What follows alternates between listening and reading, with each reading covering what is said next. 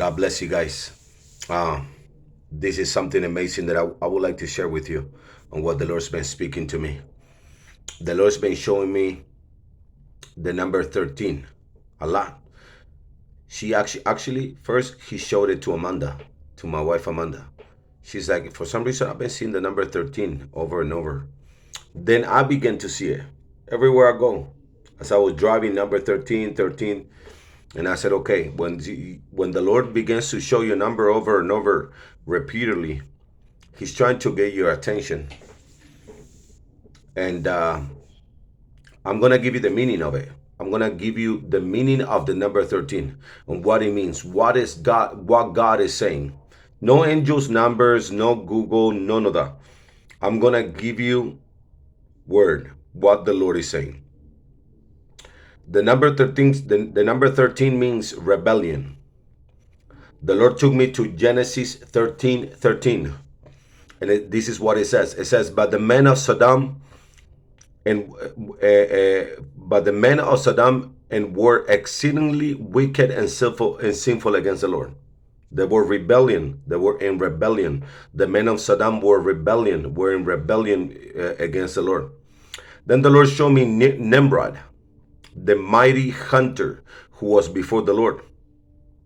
And the Lord, that is in the book of Genesis 10:9. And it says that the meaning, it says that he tried to take the place of God. Nimrod tried to take the place of God. And the meaning of Nimrod means we will rebel. Nimrod tried to build without God. He tried to do things without the Lord. He even went to his authorities, and his authorities told him not to do it, and he did it anyways. He was somebody that was in rebellion, building and doing things without the Lord. And this is a question for you. Are you in that place? Are you in the place where you're doing things on your own? Are you in the place where you're doing things on your own strength? Are you in the place of building without acknowledging God? Are you building your ministry without God? Are you building your business without the Lord? Are you in construction without the Lord? And this is what happened to Nimrod. This is what happened. The Lord had to confuse the languages. Are you in the place of grabbing your head because you're doing things on your own strength that you're going through so much confusion that you don't even know what to do? You're like, oh my gosh, I don't know what to do because of so much confusion. I don't even know what to do anymore. You're doing things on your own strength. Are you in the place of trying to build your ministry and grabbing your head? You're like, oh my gosh, why is this ministry going? Why am I going through all this? Why all this confusion, all this bumping?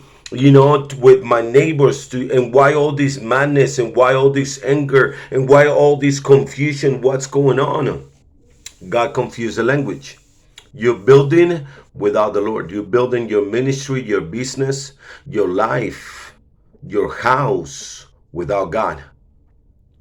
And that's what happens when they're in the place of rebellion. Rebellion is confusion. Don't do it. Build with the Lord. Acknowledge God in everything that you do. Stop doing things on your own. Stop doing things on your own by your own, thinking that you're going to make it. You're not going to make it. If you do it without God, you're not going to make it. The Lord also took me to Revelation 13, the 13th chapter. Also, this is something prophetic, and it says the destruction he took me to Revelation chapter 13 chapter, and then also this is what he showed me also. The destruction of Jericho is stamped with the number 13. For the city was marched around for 6 straight days.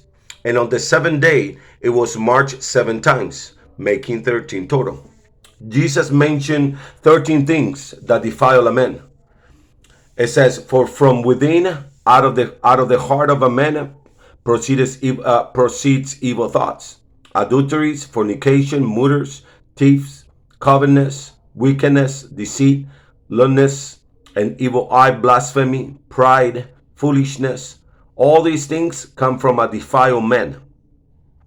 And the meaning of defile means Something you make dirty or make it loose is purity, you guys. Stay pure before the Lord. Amen. And it also means to make impure. And it says, let me give you also the meaning of the word rebellion. It means an act of violent or open resistance to an established government or ruler, riot. So every time that we are in rebellion, we are saying no to God, not to God's perfect government. When we rebel, we are making war against something we disagree with or refuse to conform to. In this case, don't rebel against the Lord. Every time we come in rebellion against God, we say no to his government, to the government of the Father. Stop saying no. Stop and get out of the rebellion. We gotta get out of rebellion and get right with God, you guys. I love you. Have a good day. Bye-bye.